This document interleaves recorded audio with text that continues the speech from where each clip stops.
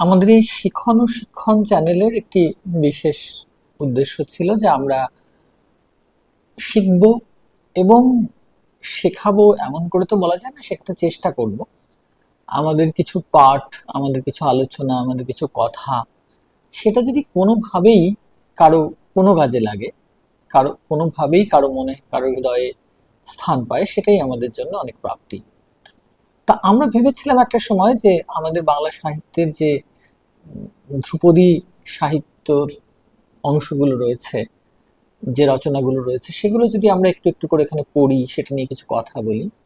তা এই কিছুদিন হলো ভাবছিলাম যে গল্পগুচ্ছের গল্পগুলো অন্তত পক্ষে পড়ে বা কিছু আলোচনা করে এখানে যদি রাখতে পারি, তাহলে হয়তো কারো কারো শুনে ভালো লাগতে পারে, বা কেউ যারা হয়তো বা বই নিয়ে সাহিত্য পাঠের সময় বা সুযোগ করে উঠতে পারেন না, তারা যদি একটু চ্যানেল থেকে কিছুটা শুনে নিতে পারেন যে আমাদের ভান্ডারে, বাংলা ভাষার সাহিত্যের ভান্ডারে কত সমস্ত অমূল্য সোনাদানা আছে, যার আমরা কিছুটা স্পর্শ ছোঁয়া পেতে পারি।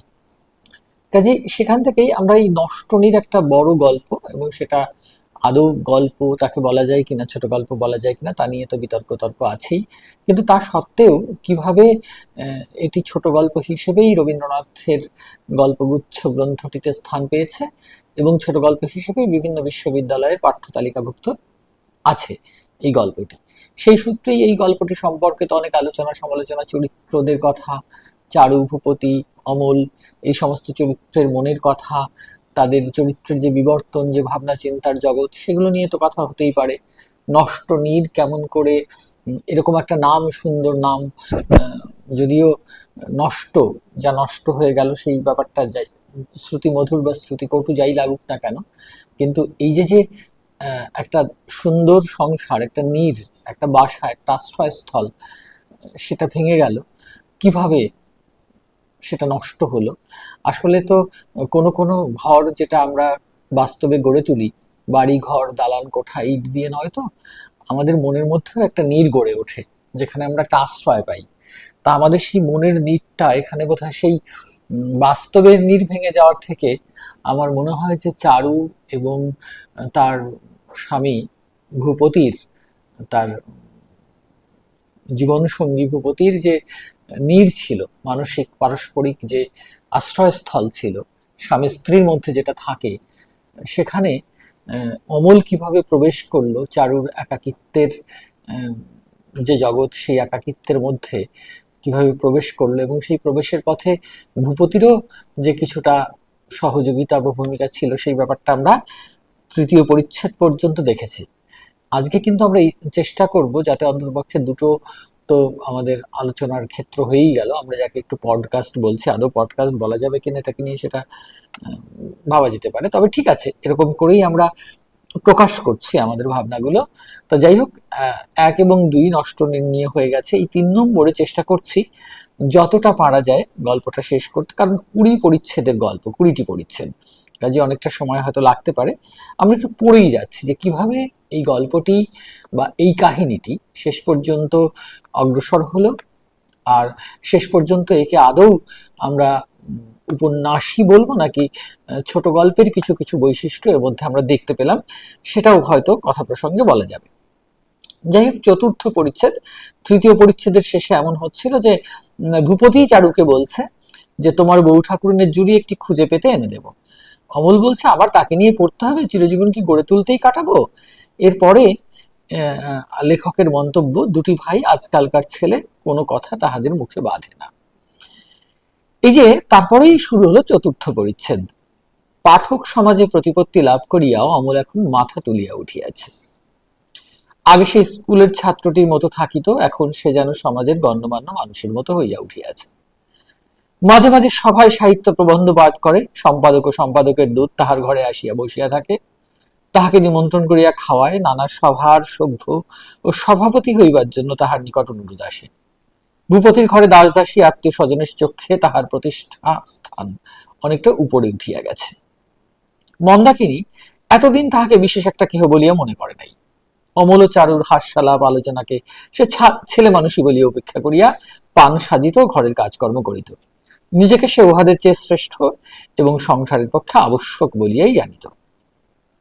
অমলের পান খাওয়া পরিমিত ছিল, মন্দার উপর পান সাজিবার ভার থাকাতে সে পানের অযথা অপব্যয় বিরক্ত হইত। অমলে চারুতে ষড়যন্ত্র করিয়া মন্দার পানের ভাণ্ডার প্রায় লুট করিয়া আনা তাহাদের একটা আমোদের মধ্যে ছিল, কিন্তু এই শৌখিন চোর দুটির চৌর্য পরিহাস মন্দার কাছে আমোদজনক বোধ হইত না। আসল কথা, একজন আশ্রিত ও আশ্রিতকে প্রসন্ন চোখে দেখে না। অমলের জন্য মন্দাকে যেটুকু গৃহকর্ম অতিরিক্ত করিতে হইত সেইটুকুতে সে যেন কিছু অপমান বোধ করিত। চারু অমলের পক্ষপাতী ছিল বলিয়া মুখ ফুটিয়া কিছু বলিতে পারিত না, কিন্তু অমলকে অবহেলা করিবার চেষ্টা তাহার সর্বদাই ছিল। সুযোগ পাইলেই দাসদাসীদের কাছে গোপনে অমলের নামে খোঁচা দিতে সে ছাড়িত না। তাহারাও যোগ দিত। কিন্তু অমলের যখন অভ্যুত্থান আরম্ভ হইল, তখন মন্দার একটু চমক লাগিল। সে অমল এখন আর নাই। এখন তার সংকুচিত নম্রতা একেবারে ঘুচিয়া গেছে। অপরকে অবজ্ঞা করিবার অধিকার এখন যেন তাহারই হাতে। সংসারে প্রতিষ্ঠা প্রাপ্ত হইয়া যে পুরুষ অসংশয়ে অকুণ্ঠিত ভাবে নিজেকে প্রচার করিতে পারে, যে লোক একটা নিশ্চিত অধিকার লাভ করিয়াছে, সেই সমর্থ পুরুষ সহজেই নারীর দৃষ্টি আকর্ষণ করিতে পারে। মন্দা যখন দেখিল অমল চারিদিক হইতে শ্রদ্ধা পাইতেছে, তখন সেও অমলের উচ্চ মস্তকের দিকে মুখ তুলিয়া চাহিল। অমলের তরুণ মুখে নবগৌরবের গর্বোজ্জ্বল দীপ্তি মন্দার চোখে মোহ আনিল। সে যেন অমলকে নূতন করিয়া দেখিল। এখন আর পান চুরি করিবার প্রয়োজন রহিল না। অমলের খ্যাতি লাভে চারুর এই আর একটা লোকসান, তাহাদের ষড়যন্ত্রের কৌতুক বন্ধনটুকু বিচ্ছিন্ন হইয়া গেল। পান এখন অমলের কাছে আপনি আসিয়া পড়ে, কোনো অভাব হয় না। তাহা ছাড়া তাহাদের দুইজনে গঠিত দল হইতে মন্দাকিনীকে নানা কৌশলে দূরে রাখিয়া তাহারা যে আমোদ বোধ করিত, তাহাও নষ্ট হইবার উপক্রম হইয়াছে। মন্দাকে তফাতে রাখা কঠিন হইল। অমল যে মনে করিবে চারুই তাহার একমাত্র বন্ধু ও সমজদার, ইহা মন্দার ভালো লাগিত না। পূর্বকৃত অবহেলা সে সুদে আসলে শোধ দিতে উদ্যত। সুতরাং অমলে চারুতে মুখোমুখি হইলেই মন্দা কোনো ছলে মাঝখানে আসিয়া ছায়া ফেলিয়া গ্রহণ লাগাইয়া দিত। হঠাৎ মন্দার এই পরিবর্তন লইয়া চারু তাহার অসাক্ষাতে যে পরিহাস করিবে, সে অবসরটুকু পাওয়া শক্ত হইল। মন্দার এই অনাহুত প্রবেশ চারুর কাছে যত বিরক্তিকর বোধ হইত, অমলের কাছে ততটা বোধ হয় নাই, এই কথা বলা বাহুল্য। বিমুখ রমণীর মন ক্রমশ তাহার দিকে যে ফিরিতেছে, ইহাতে ভিতরে ভিতরে সে একটা আগ্রহ অনুভব করিতেছিল। কিন্তু চারু যখন দূর হইতে মন্দাকে দেখিয়া তীব্র মৃদুস্বরে বলিত, ওই আসছেন, তখন অমলও বলিত, তাই তো, জালালে দেখছি। পৃথিবীর অন্য সকল সঙ্গের প্রতি অসহিষ্ণুতা প্রকাশ করা তাহাদের একটা দস্তুর ছিল। অমল সেটা হঠাৎ কি বলিয়া ছাড়ে। অবশেষে মন্দাকিনী নিকটবর্তিনী হইলে অমল যেন বলপূর্বক সৌজন্য করিয়া বলিত, তারপরে মন্দা বৌঠান, আজ তোমার পানের বাটায় বাটপানির লক্ষণ কিছু দেখলে? মন্দা, যখন চাইলেই পাও ভাই, তখন চুরি করবার দরকার? অমল, চেয়ে পাওয়ার চেয়ে তাতে সুখ বেশি। মন্দা, তোমরা কি পড়ছিলে? পড়ো না ভাই, থামলে কেন? পড়া শুনতে আমার বেশ লাগে। ইতিপূর্বে পাঠানুরাগের জন্য খ্যাতি অর্জন করিতে মন্দার কিছুমাত্র চেষ্টা দেখা যায়নি, কিন্তু কালহি বলবত্তর। চারুর ইচ্ছা নহে অরসিকা মন্দার কাছে অমল পড়ে, অমলের ইচ্ছা মন্দাও তাহার লেখা শোনে। চারু, অমল কমলাকান্তের দপ্তরের সমালোচনা লিখে এনেছে, সে কি তোমার মন্দা? হলেমি বা মুখ্যু, তবু শুনলে কি একেবারেই বুঝতে পারি নে? তখন আর একদিনের কথা অমলের মনে পড়িল। চারুতে মন্দাতে বিনতি খেলিতেছে। সে তাহার লেখা হাতে করিয়া খেলা সভায় প্রবেশ করিল। চারুকে শুনাইবার জন্য সে অধীর। খেলা ভাঙিয়াছে না দেখিয়া সে বিরক্ত। অবশেষে বলিয়া উঠিল, তোমরা তবে খেলো বউঠান, আমি অখিল বাবুকে লেখাটা শুনিয়াছি গে। চারু অমলের চাদর চাপিয়া কইল, আহ, বসো না, যাও কোথায়, বলিয়া তাড়াতাড়ি হারিয়া খেলা শেষ করিয়া দিল। মন্দা বলিল, তোমাদের পড়া আরম্ভ হবে বুঝি, তবে আমি উঠি। চারু ভদ্রতা করিয়া কহিল, কেন, তুমিও শোনো না ভাই? মন্দা, না ভাই, আমি তোমাদের সব ছাইপাশ কিছু বুঝি নে, আমার কেবল ঘুম পায়, বলিয়া সে অকালে খেলা ভঙ্গি উভয়ের প্রতি অত্যন্ত বিরক্ত হইয়া চলিয়া গেল। সেই মন্দা আজ কমলাকান্তের সমালোচনা শুনিবার জন্য উৎসুক। অমল কহিল, তা বেশ তো মন্দা বৌঠান, তুমি শুনবে, সে তোমার সৌভাগ্য, বলিয়া পাতা উল্টাইয়া আবার গোড়া হইতে পরিবার উপক্রম করিল। লেখার আরম্ভে সে অনেকটা পরিমাণ রস ছড়াইয়াছিল, সেটুকু বাদ দিয়া পড়িতে তাহার প্রবৃত্তি হইল না। চারু তাড়াতাড়ি বলিল, ঠাকুরপো, তুমি যে বলেছিলে জাহ্নবী লাইব্রেরি থেকে পুরনো মাসিক পত্র কতগুলো এনে দেবে। অমল, সে তো আজ নয়। চারু, আজই তো? বেশ, ভুলে গেছো বুঝি? অমল, ভুলবো কেন, তুমি যে বলেছিলে। চারু, আচ্ছা বেশ, এনো না, তোমরা পড়ো, আমি যাই, পরেশকে লাইব্রেরিতে পাঠিয়ে দিয়ে বলিয়া চারু উঠিয়া পড়িল। অমল বিপদ আশঙ্কা করিল, মন্দা মনে মনে বুঝিল এবং মুহূর্তের মধ্যেই চারুর প্রতি তাহার মন বিষাক্ত হইয়া উঠিল। চারু চলিয়া গেলে অমল যখন উঠিবে কিনা ভাবিয়া ইতস্তত করিতেছিল, মন্দা ঈষৎ হাসিয়া কহিল, যাও ভাই, মন ভাঙাবে, চারু রাগ করেছে, আমাকে লেখাশোনায় মুশকিলে পড়বে। ইহার পরে অমলের পক্ষে ওঠা অত্যন্ত কঠিন। অমল চারুর প্রতি কিছু রুষ্ট হইয়া কহিল, কেন, মুশকিল কিসে, বলিয়া লেখা বিস্তৃত করিয়া ধরিয়া পড়িবার উপক্রম করিল। মন্দা দুই হাতে তাহার লেখা আচ্ছাদন করিয়া বলিল, কাজ নেই ভাই, পড়ো না, বলিয়া যেন অশ্রু সংবরণ করিয়া অন্যত্র চলিয়া গেল। এভাবেই শেষ হলো চতুর্থ পরিচ্ছেদ। পঞ্চম পরিচ্ছেদে যাচ্ছি আমরা। চারু নিমন্ত্রণে গিয়াছিল। মন্দা ঘরে বসিয়া চুলের দড়ি বিনাইতেছিল। বৌঠান বলিয়া অমল ঘরের মধ্যে প্রবেশ করিল। মন্দা নিশ্চয় জানিত যে চারুর নিমন্ত্রণে যাওয়ার সংবাদ অমলের অগোচর ছিল না। হাসিয়া কহিল, আহা অমলবাবু, কাকে খুঁজতে এসে কার দেখা পেলে? এমনি তোমার অদৃষ্ট। অমল কহিল, বা দিকের বিচালিও যেমন ডান দিকের বিচালিও ঠিক তেমনি, গর্ধবের পক্ষে দুই সমান আদরের, বলিয়া সেইখানে বসিয়া গেল। অমল, মন্দা বৌঠান, তোমাদের দেশের গল্প বলে আমি শুনি। লেখার বিষয় সংগ্রহ করিবার জন্য অমল সকলের সব কথা কৌতূহলের সহিত শুনিত। সেই কারণে মন্দাকে এখন সে আর পূর্বের ন্যায় সম্পূর্ণ উপেক্ষা করিত না। মন্দার মনস্তত্ত্ব, মন্দার ইতিহাস এখন তাহার কাছে ঔৎসুক্যজনক। কোথায় তাহার জন্মভূমি, তাহাদের গ্রামটি কিরূপ, ছেলেবেলা কেমন করিয়া কাটিত, বিবাহ হইল কবে, ইত্যাদি সকল কথা সে খুঁটিয়া খুঁটিয়া জিজ্ঞাসা করিতে লাগিল। মন্দার ক্ষুদ্র জীবন বৃত্তান্ত সম্বন্ধে এত কৌতূহল ইহ কখনো প্রকাশ করে নাই। মন্দা আনন্দে নিজের কথা বকিয়া যাইতে লাগিল। মাঝে মাঝে কহিল, কি বকছি তার ঠিক নাই। অমল উৎসাহ দিয়া কহিল, না, আমার বেশ লাগছে, বলে যাও। মন্দার বাপের এক কানা গোমস্তা ছিল। সে তাহার দ্বিতীয় পক্ষের স্ত্রীর সঙ্গে ঝগড়া করিয়া একদিন অভিমানে অনশন ব্রত গ্রহণ করিত। অবশেষ ক্ষুধার জ্বালায় মন্দাদের বাড়িতে কিরূপে গোপনে আহার করিতে আসিত এবং ধরা পড়িয়াছিল, সেই গল্প যখন হইতেছে এবং অমল মনোযোগের সহিত শুনিতে শুনিতে সকলকে হাসিতেছে, এমন সময় চারু ঘরের মধ্যে আসিয়া প্রবেশ করিল। গল্পের সূত্র ছিন্ন হইয়া গেল। তাহার আগমনে হঠাৎ একটা জমাট ভাঙিয়া গেল। চারু তাহা স্পষ্ট বুঝিতে পারিল। অমল জিজ্ঞাসা করিল, বৌঠান, এত সকাল সকাল ফিরে এলে যে? চারু কহিল, তাই তো দেখছি, বেশি সকাল সকালই ফিরেছি, বলিয়া চলিয়া যাইবার উপক্রম করিল। অমল কহিল, ভালোই করেছ, বাঁচিয়েছ, আমি ভাবছিলাম কখন না জানি ফিরবে। মনমথ দত্তর সন্ধ্যার পাখি বলে নতুন বইটা তোমাকে পড়ে শোনাবো বলে এনেছি। চারু, এখন থাক, আমার কাজ আছে। করে দিচ্ছি। চারু চারু জানিত অমল আজ বই কিনিয়া আনিয়া তাহাকে শোনাইতে আসিবে। চারু ঈর্ষা জন্মাইবার জন্য মনমথর লেখার প্রচুর প্রশংসা করিবে এবং অমল সেই বইটাকে বিকৃত করিয়া পড়িয়া বিদ্রুপ করিতে লাগিল। এই সকল কল্পনা করিলে অধৈর্যবশত সে অকালে নিমন্ত্রণ গৃহের সমস্ত অনুনয় বিনয় লঙ্ঘন করিয়া অসুখের ছুতায় গৃহে চলিয়া আসিয়াছে। এখন বারবার মনে করিতেছে, সেখানে ছিলাম ভালো, চলিয়া আসা অন্যায় হইয়াছে। হাসিতেছে। চারুর পক্ষে বড় কঠিন, কারণ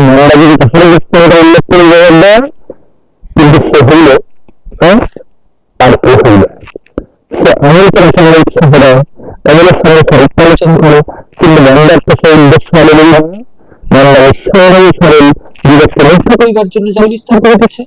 এই ভয়ঙ্কর বিপদকে বিবেচনা আমাদেরকে রক্ষা করা কখনো করছেন না। আমাদেরকে এই ধরনের প্রধান করে হবে নির্ভয় তোমার লেখার লজ্জিত না হইয়া যদি নিতে হয় লেখার বাধা তিন ধার সরল কাজে লইয়া বিরাট থাকিয়া বলিতেছেন। আর মন্দা কোনো চিন্তিত বিষয়ে আমাদেরকে এলাইয়ার জন্য করতেছে। যারা বেশি নিশ্চিন্ত আছেন মন্দার উপর অগাধ বিশ্বাস। এই সকল ব্যাপার ফলে কি করেন শাসক থেকে অস্থির হবে হরিয়ার নাম। কিন্তু আগে আমার দেশ ছিল যে নিয়ত লিখিত আন্দোলনের নামে করে আছে, সেই নিয়তে যত অনর্থ দেখা যাইতেছে। তাহলেই তো তাহার লেখায় গোড়া প্রত্যেক আমলকে একটা উৎসাহ দিয়েছিল। এখন কি আর আমলের তারা কখনো পরিবের মতো বই থাকে? এখন আমল 5 জনের আদরের সক্ষম আছে, এখন অন্তত বাদ দিলে তাহার আসা যায় না। তাও স্পষ্ট হয়েছিল তাহার হাত হইতে গিয়া 5 জনের হাতে পড়িয়া অমলের সমূহ বিপদ। চারুকে অমল এখন নিজের ঠিক সমকক্ষ বলিয়া জানে না। চারুকে সে ছাড়াইয়া গেছে। এখন সে লেখক, চারু পাঠক। ইহার প্রতিকার করিতেই হইবে। আহা, সরল অমল, মায়াবিনী মন্দা, বেচারা দাদা। এর পরের পরিচ্ছেদগুলো একটু তাড়াতাড়ি শেষ হচ্ছে। ষষ্ঠ পরিচ্ছেদে আমরা যাচ্ছি। সেদিন আষাঢ়ের নবীন মেঘে আকাশ আচ্ছন্ন, ঘরের মধ্যে অন্ধকার ঘনীভূত হইয়াছে বলিয়া চারু তাহার খোলা জানালার কাছে একান্ত ঝুঁকিয়া পড়িয়া কি একটা লিখিতেছে। অমল কখন নিঃশব্দ পদে পশ্চাতে আসিয়া দাঁড়াইল তাহা সে জানিতে পারিল না। বাদলার স্নিগ্ধ আলোকে চারু লিখিয়া গেল, অমল পড়িতে লাগিল। পাশে অমলেরই দুই একটা ছাপানো লেখা খোলা পড়িয়া আছে। চারুর কাছে সেগুলি রচনার একমাত্র আদর্শ। তবে যে বলো, তুমি লিখতে পারো না? হঠাৎ অমলের কণ্ঠ শুনিয়া চারু অত্যন্ত চমকিয়া উঠিল। তাড়াতাড়ি খাতা লুকাইয়া ফেলিল, কহিল, তোমার ভারী অন্যায়। অমল, কি অন্যায় করিয়েছি? চারু, নুকিয়ে নুকিয়ে দেখছিলে কেন? অমল, প্রকাশ্যে দেখতে পাইনি বলে। চারু তাহার লেখা ছিঁড়িয়া ফেলিবার উপক্রম করিল, হইতে খাতা কাড়িয়া লইল। চারু কহিল, তুমি যদি পড়ো তোমার জন্মের মতো আড়ি, যদি পড়তে পারো জন্মের মতো আড়ি। চারু, আমার মাথা খাও ঠাকুরপো, পড়ো না। অবশেষে চারুকেই হার মানিতে হইল। দেখাইবার জন্য মন ছটফট করিতেছিল, অথচ দেখাইবার যে তাহার সে ভাবে নাই। অমল যখন অনেক বরফের মতো হিম হইয়া গেল, পান নিয়ে আসিল, পাশের ঘরে পান সাজিবার উপলক্ষ করিয়া চলিয়া গেল। অমল পরে হয়েছে। চারু পানে দাও, আমার খাতা দাও। কাগজে পাঠাবো, কাগজে পাঠাবো। চারু ভারী গোলমাল করে ফেলিল। বারবার শপথ করিয়া কহিল,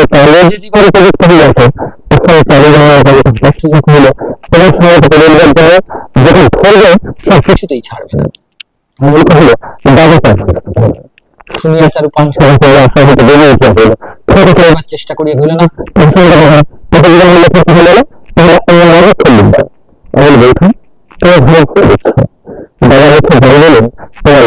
খুব খুশি হবেন, খুশিতে কাজ নেই।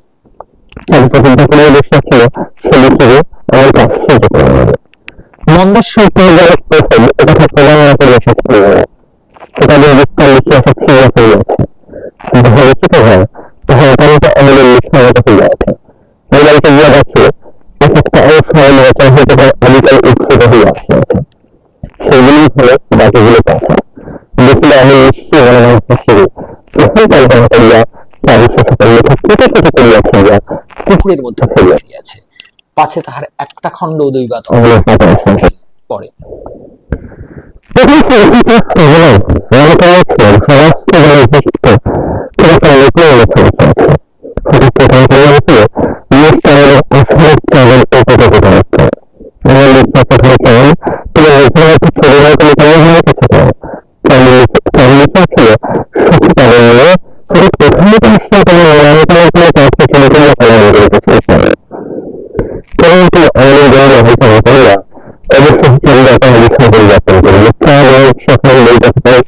সমস্ত ছাড়িয়া সে কালীতলা বলিয়া একটা লেখা লিখিল।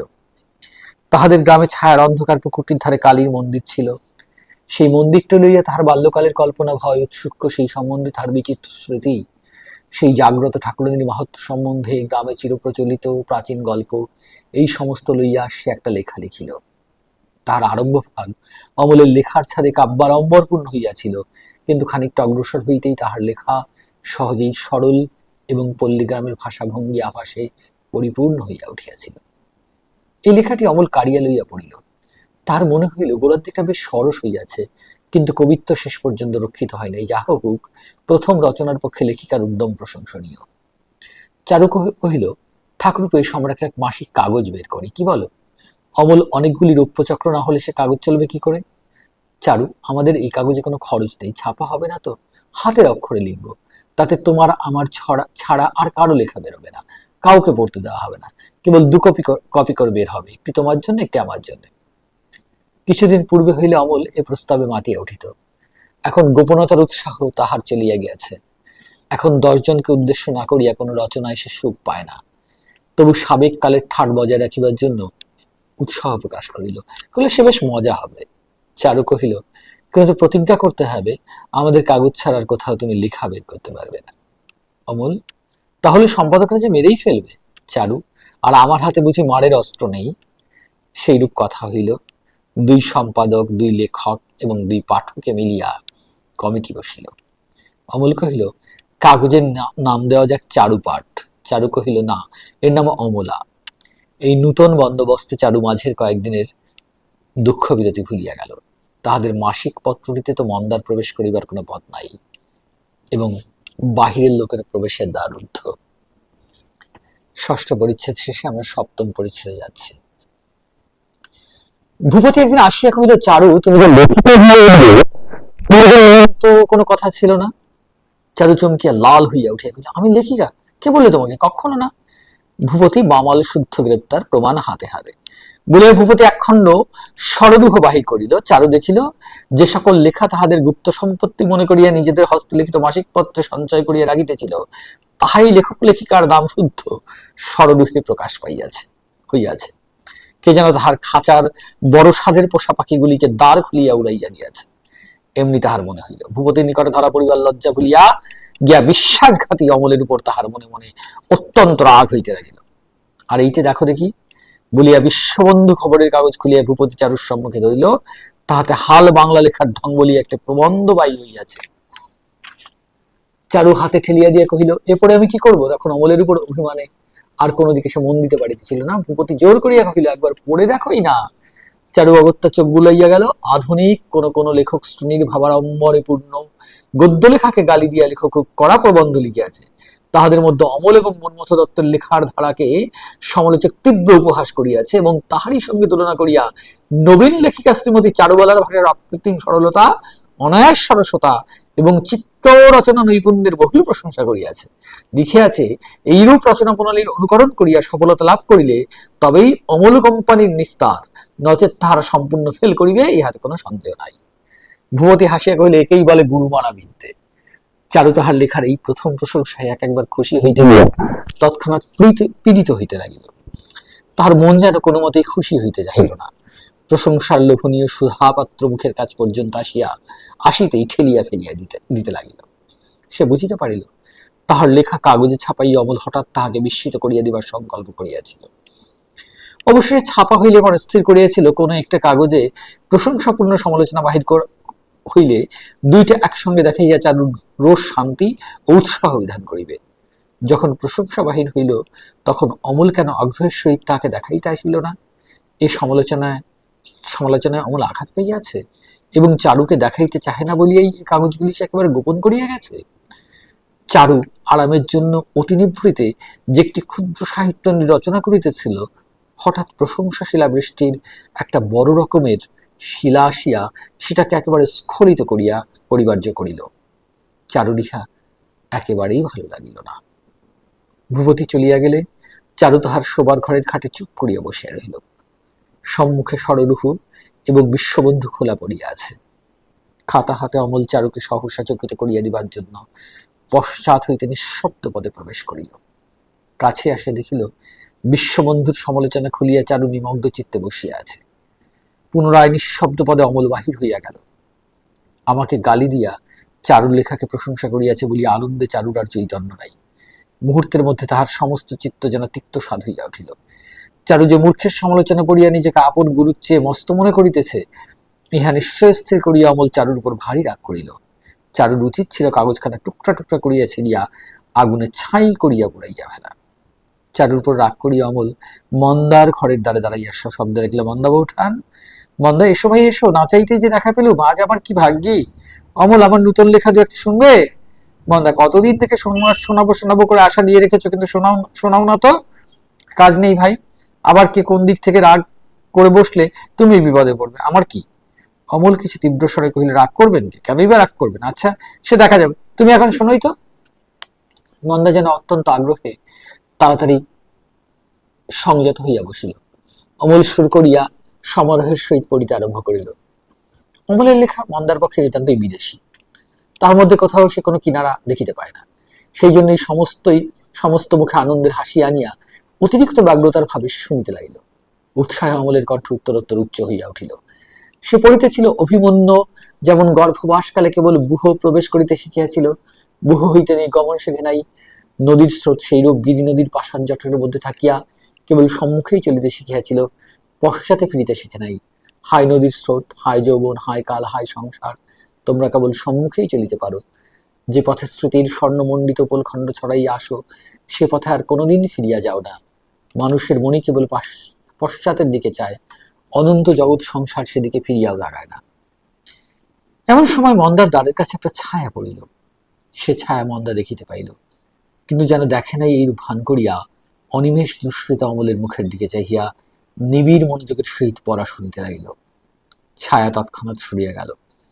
চারু অপেক্ষা করিয়াছিল অমল আসিলেই তাহার সম্মুখে বিশ্ববন্ধু কাগজটিকে যথোচিত লাঞ্ছিত করিবে এবং প্রতিজ্ঞা ভঙ্গ করিয়া তাহাদের লেখা মাসিক পত্র বাহির করিয়াছে বলিয়া অমলকে ভৎসনা করিবে। অমলের আসিবার সময় উত্তীর্ণ হইয়া গেল, তবু তাহার দেখা নাই। চারু একটা লেখা ঠিক করিয়া রাখিছে, অমলকে শোনাইবার ইচ্ছা তাহাও পড়িয়া আছে। এমন সময় কোথা হইতে অমলের কণ্ঠস্বর শোনা যায়, এই যেন মন্দার ঘরে। শরবিদ্ধের মতো সে উঠিয়া পড়িল। পায়ের শব্দ না করিয়া সে দ্বারের কাছে আসিয়া দাঁড়াইল। অমল যে লেখা মন্দাকে শুনাইতেছে, এখানে চারু তাহা শোনে নাই। অমল পড়িতেছিল, মানুষের মনি কেবল পশ্চাতের দিকে চায়, অনন্ত জগতের সেদিকে ফিরিয়াও তাকায় না। অনন্ত জগৎ সংসার সেদিকে ফিরিয়াও তাকায় না। চারু যেমন নিঃশব্দে আসিয়াছিল, তেমন নিঃশব্দে আর ফিরিয়া যাইতে পারিল না। আজ পরে পরে ২-৩টা আঘাতে তাহাকে একেবারে ধৈর্যচ্যুত করিয়া দিল। মন্দা যে একবর্ণ বুঝিতেছে না এবং অমল যে নিতান্ত নির্বোধ মূঢ়ের মতো তাহাকে পড়াইয়া শুনাইয়া তৃপ্তিলাভ করিতেছে, কথা তাহার চিৎকার করিয়া বলিয়া আসিতে ইচ্ছা করিল, কিন্তু না বলিয়া সক্রত পদশব্দে তাহা প্রচার করিয়া আসিল। শয়ন গৃহে প্রবেশ করিয়া চারু দ্বার সশব্দ বন্ধ করিল। অমল ক্ষণকালের জন্য পড়ায় ক্ষান্ত দিল। মন্দা হাসিয়া চারুর উদ্দেশ্যে ইঙ্গিত করিল। অমল মনে মনে কহিল, বৌঠানেরই কি দৌরত্ব, তিনি কি ঠিক করিয়া রাখিয়াছেন আমি তাহারই কৃতদাস, তাহাকে ছাড়া আর কাহাকেই পড়া শুনাইতে পারিব না, এই যে ভয়ানক জুলুম। এ ভাবিয়া সে আর উচ্চস্বরে মন্দাকে পড়িয়া শুনাইতে লাগিল। পড়া হইয়া গেলে চারুর ঘরের সম্মুখ দিয়ে সে বাহিরে চলিয়া গেল। একবার চাহিয়া দেখিল ঘরের দ্বার রুদ্ধ। চারু পদশব্দে বুঝিল অমল তাহার ঘরের সম্মুখ দিয়া চলিয়া গেল। একবারও থামিল না, রাগে ক্ষোভে তাহার কান্না আসিল না। নিজের নূতন লেখা খাতাখানি বাহির করিয়া তার প্রত্যেক পাতা বসিয়া বসিয়া টুকরা টুকরা করিয়া ছিঁড়িয়া স্তূপাকার করিল। হায়, কি কুক্ষণে এই সমস্ত লেখালেখি আরম্ভ হইয়াছিল। অষ্টম পরিচ্ছেদে যাচ্ছি আমরা। সন্ধ্যার সময় বারান্দার টব হইতে জুঁই ফুলের গন্ধ আসতেছিল। ছিন্ন মেঘের ভিতর দিয়া স্নিগ্ধ আকাশে তারা দেখা যাইতেছিল। আর চারু চুল বাঁধে নাই, কাপড় ছাড়ে নাই। জানলার কাছে অন্ধকারে বসিয়া আছে, মৃদু বাতাসে আস্তে আস্তে তাহার খোলা চুল উড়াইতেছে এবং তাহার চোখ দিয়া এমন ঝরঝর রব করিয়া কেন জল বহিয়া যাইতেছে, তাহা সে নিজেই বুঝিতে পারিতেছে না। এমন সময় ভূপতি ঘরে প্রবেশ করিল। আমরা দেখলাম তৃতীয় পরিচ্ছেদের পরে চতুর্থ, পঞ্চম এই পরিচ্ছেদগুলোতে ভূপতির কিন্তু উপস্থিতি অতটা নেই। একটি মাত্র বার যখন চারুর লেখা নিয়ে এসে এসেছিল, কিন্তু আমরা এতক্ষণ ধরে চারুর মনের অবস্থা এবং অমলের মনের অবস্থাই বেশি করে পাচ্ছিলাম। অষ্টম পরিচ্ছেদে কিন্তু আমরা দেখছি ভূপতির প্রবেশ। এমন সময় ভূপতি ঘরে প্রবেশ করিল। তাহার মুখ অত্যন্ত ম্লান, হৃদয় ভারাক্রান্ত। ভূপতির আসিবার সময় এখন নহে। কাগজের জন্য লিখিয়া প্রুফ দেখিয়া অন্তঃপুরে আসিতে প্রায় তাহার বিলম্ব হয়। আজ সন্ধ্যার পরেই যেন কোনো সান্ত্বনা প্রত্যাশায় চারুর নিকট আসিয়া উপস্থিত হইল। ঘরে প্রদীপ জ্বলিতেছিল না। খোলা জানলার ক্ষীণ আলোকে ভূপতি চারুকে বাতায়নের কাছে অস্পষ্ট দেখিতে পাইল। ধীরে ধীরে পশ্চাতে আসিয়া দাঁড়াইল। পদশব্দ শুনিতে পাইয়াও চারু মুখ ফিরাইল না। মূর্তিটির মতো স্থির হইয়া কঠিন হইয়া বসে রহিল। ভূপতি কিছু আশ্চর্য হইয়া ডাকিল, চারু। ভূপতির কণ্ঠস্বরে সচকিত হইয়া তাড়াতাড়ি উঠিয়া পড়িল। ভূপতি আসিয়াছে সে তাহা মনে করে নাই। ভূপতি চারুর মাথার চুলের মধ্যে আঙুল বুলাইতে বুলাইতে স্নেহার্দ্র কণ্ঠে জিজ্ঞাসা করিল, অন্ধকারে তুমি যে একলাটি বসে আছো চারু, মন্দা কোথায় গেল? চারু যেমনটি আশা করিয়াছিল, আজ সমস্ত দিন তাহার কিছুই হইল না। সে নিশ্চয় স্থির করিয়াছিল অমল আসিয়া ক্ষমা চাহিবে। সেজন্য প্রস্তুত হইয়া সে প্রতীক্ষা করিতেছিল। এমন সময় ভূপতির অপ্রত্যাশিত কণ্ঠস্বরে সে যেন আত্মসম্বরণ করিতে পারিল না, একেবারে কাঁদিয়া ফেলিল। ভূপতি ব্যস্ত হইয়া ব্যথিত হইয়া জিজ্ঞাসা করিল, চারু কি হয়েছে? চারু, কি হইয়াছে তাহা বলা শক্ত। এমনই কি হয়েছে, বিশেষ তো কিছু হয় নাই। অমল নিজের নূতন লেখা প্রথমে তাহাকে না শুনাইয়া মন্দাকে শুনাইয়াছে। এই কথা লইয়া ভূপতির কাছে কি নালিশ করিবে? শুনলে কি ভূপতি আসিবে না? এই তুচ্ছ ব্যাপারের মধ্যে গুরুতর নালিশের বিষয় যে কোনখানে লুকাইয়া আছে তাহা খুঁজিয়া বাহির করা চারুর পক্ষে অসাধ্য। অকারণে সে যে কেন এত অধিক কষ্ট পাইতেছে ইহাই সম্পূর্ণ বুঝিতে না পারিয়া তাহার কষ্টের বেদনা আরো বাড়িয়া উঠিয়াছে। ভূপতি, বলো না চারু, তোমার কি হয়েছে? আমি কি তোমার উপর কোনো অন্যায় করেছি? তুমি তো জানোই কাগজের ঝঞ্ঝাট নিয়ে আমি কিরকম ব্যস্ত হয়ে আছি। যদি তোমার মনে কোনো আঘাত দিয়ে থাকি, সে আমি ইচ্ছে করে দিইনি, ইচ্ছে করে তো দিইনি। ভূপতি এমন বিষয়ে প্রশ্ন করিতেছে যার একটিও জবাব দিবার নাই। সেজন্য চারু ভিতরে ভিতরে অধীর হইয়া উঠিল। মনে হইতে লাগিল ভূপতি এখন তাহাকে নিষ্কৃতি দিয়া ছাড়িয়া গেলে সে বাঁচে। ভূপতি দ্বিতীয়বার কোনো উত্তর না পাইয়া পুনর্বার স্নেহসিক্ত স্বরে কহিল, আমি সর্বদা তোমার কাছে আসিতে পারি না চারু, সেজন্য আমি অপরাধী, কিন্তু আর হবে না। এখন থেকে দিনরাত কাগজ নিয়ে থাকবো না, আমাকে তুমি যতটা চাও ততটাই পাবে। চারু অধীর হইয়া বলিল, সেজন্য নয়। ভূপতি কহিল, তবে কি জন্যে? বলিয়া খাটের উপর বসিল। চারু বিরক্তির স্বর গোপন না করিতে না পারিয়া কহিল, সে এখন থাক, রাত্রে বলবো। ভূপতি মুহূর্তকালে স্তব্ধ থাকিয়া কহিল, আচ্ছা এখন থাক, বলিয়া আস্তে আস্তে উঠিয়া বাহিরে চলিয়া গেল। তাহার নিজের একটি কি কথা বলিবার ছিল, সে আর হইল না। ভূপতি যে একটা ক্ষোভ পাইয়া গেল, চারুর কাছে তাহা অগোচর রহিল না। মনে হইল ফিরিয়া ডাকি, কিন্তু ডাকিয়া কি কথা বলিবে? অনুতাপে তাহাকে বিদ্ধ করিল, কিন্তু কোনো প্রতিকার সে খুঁজিয়া পাইল না। রাত্রি হইল। চারু আজ সবিশেষ যত্ন করিয়া ভূপতি রাত্রে আহার সাজাইল এবং নিজে পাখা হাতে করিয়া বসিয়া রহিল। এমন সময় শুনিতে পাইল মন্দা উচ্চস্বরে ডাকিতেছে, ব্রজ ব্রজ। ব্রজ চাকর সাড়া দিলে জিজ্ঞাসা করিল, অমলবাবুর খাওয়া হয়েছে কি? ব্রজ উত্তর করিল, হয়েছে। মন্দা কহিল, খাওয়া হয়ে গেছে, অথচ পান নিয়ে গেলি না যে? মন্দা ব্রজকে অত্যন্ত তিরস্কার করিতে লাগিল। এমন সময় ভূপতি অন্তঃপুরে আসিয়া আহারে বসিল। চারু পাখা করিতে লাগিল। চারু আজ প্রতিজ্ঞা করিয়াছিল ভূপতির সঙ্গে প্রফুল্ল স্নিগ্ধ ভাবে নানা কথা কহিবে। কথাবার্তা আগে হইতে ভাবিয়া প্রস্তুত হইয়া বসিয়াছিল, কিন্তু মন্দার কণ্ঠস্বরে তাহার বিস্তৃত আয়োজন সমস্ত ভাঙিয়া দিল। আহার কালে ভূপতিকে সে একটি কথাও বলিতে পারিল না। ভূপতি অত্যন্ত বিমর্ষ অন্যমনস্ক হইয়াছিল, সে ভালো করিয়া খাইল না। চারু একবার কেবল জিজ্ঞাসা করিল, কিছু খাচ্ছ না যে? ভূপতি প্রতিবাদ করিয়া কহিল, কেন, কম খাইনি তো। শয়ন ঘরে উভয় একত্র হইল। ভূপতি কহিল, আজ রাত্রে তুমি কি বলবে বলেছিলে? চারু কহিল, দেখো, কিছুদিন থেকে মন্দার ব্যবহার আমার ভালো বোধ হচ্ছে না, ওকে এখানে রাখতে আমার আর সাহস হয় না। ভূপতি, কেন, কি হয়েছে? চারু, অমলের সঙ্গে এমনি ভাবে ঢলে যে সে দেখলে লজ্জা হয়। ভূপতি হাসিয়া উঠিয়া কহিল, হ্যাঁ, তুমি পাগল হয়েছ, অমল ছেলে মানুষ, সেদিনকার ছেলে। চারু, তুমি তো ঘরের খবর কিছুই রাখো না, কেবল বাইরের খবর কুড়িয়ে বেড়াও। যাই হোক, বেচারা দাদার জন্য আমি ভাবি। তিনি কখন খেলেন না খেলেন মন্দা তার কোনো খোঁজ রাখে না, অথচ অমলের পান থেকে চুন খসে গেলেই চাকর বাকরদের সঙ্গে বকাবকি করে অনর্থ করে। ভূপতি, তোমরা মেয়েরা কিন্তু ভারী সন্দিগ্ধতা বলতে হয়।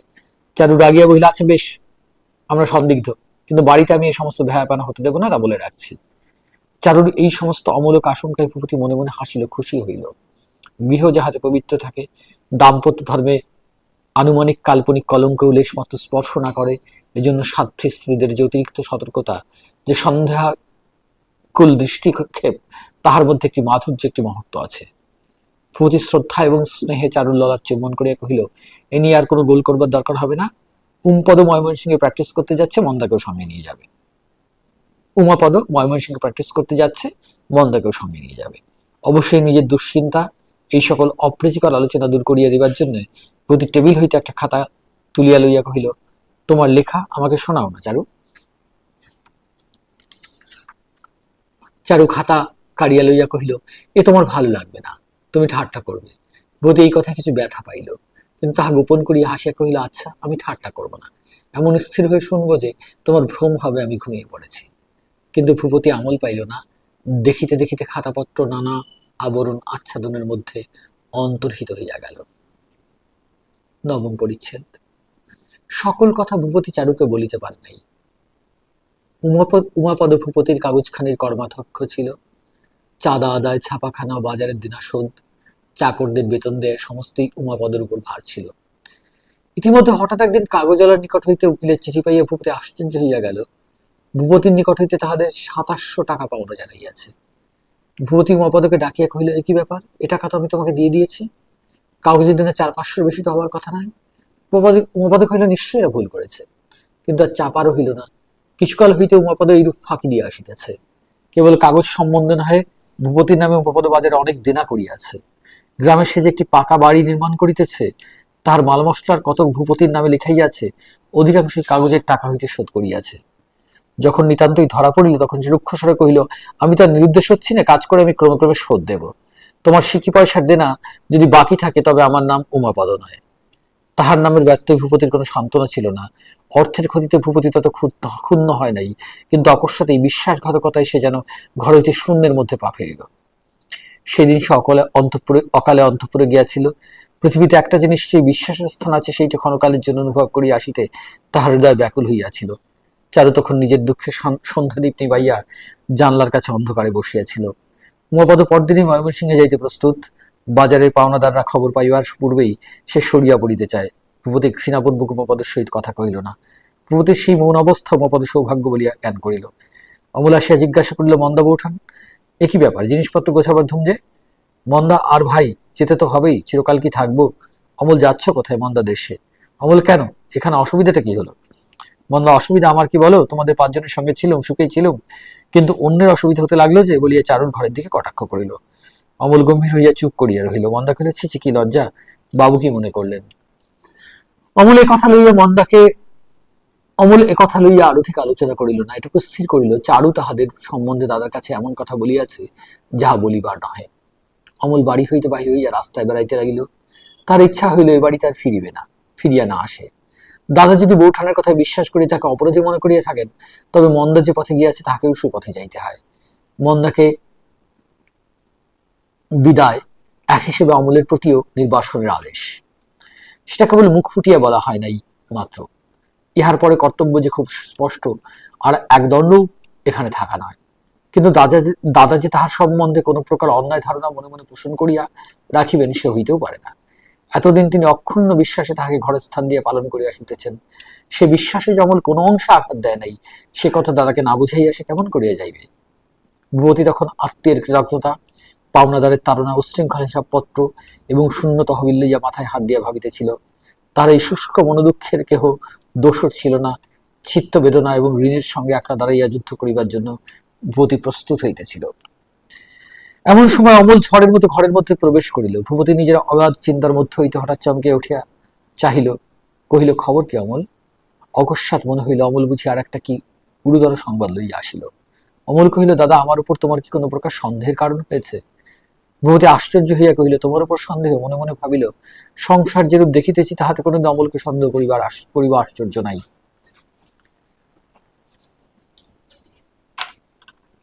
অমল, বৌঠান কি আমার চরিত্র সম্বন্ধে তোমার কাছে কোন রকম দোষারোপ করেছেন? ভূপতি ভাবিল, ও, এই ব্যাপার, বাঁচা গেল। স্নেহের অভিমান। সে মনে করিয়াছিল সর্বনাশের উপর বুঝি আর একটা কিছু সর্বনাশ ঘটিয়াছে। কিন্তু গুরুতর সংকটের সময়েও এই সকল তুচ্ছ বিষয়ে কর্ণপাত করিতে হয়। সংসারের দিকে সাঁকও নাড়াইবে, অথচ সেই সাঁকোর উপর দিয়া তার শাকের আটিগুলো পার করিবার জন্য তাগিদ করিতেও ছাড়িবে না। অন্য সময় হইলে ভূপতি অমলকে পরিহাস করিত, কিন্তু আজ তাহার সে প্রফুল্লতা ছিল না। সে বলিল, পাগল হয়েছে নাকি? অমল আবার জিজ্ঞাসা করিল, বৌঠান কিছু বলেনি? ভূপতি, তোমাকে ভালোবাসেন বলে যদি খুব কিছু বলে থাকেন তাতে রাগ করবার কোনো কারণ নেই। অমল, কাজকর্মের চেষ্টায় এখন আমার অন্যত্র যাওয়া উচিত।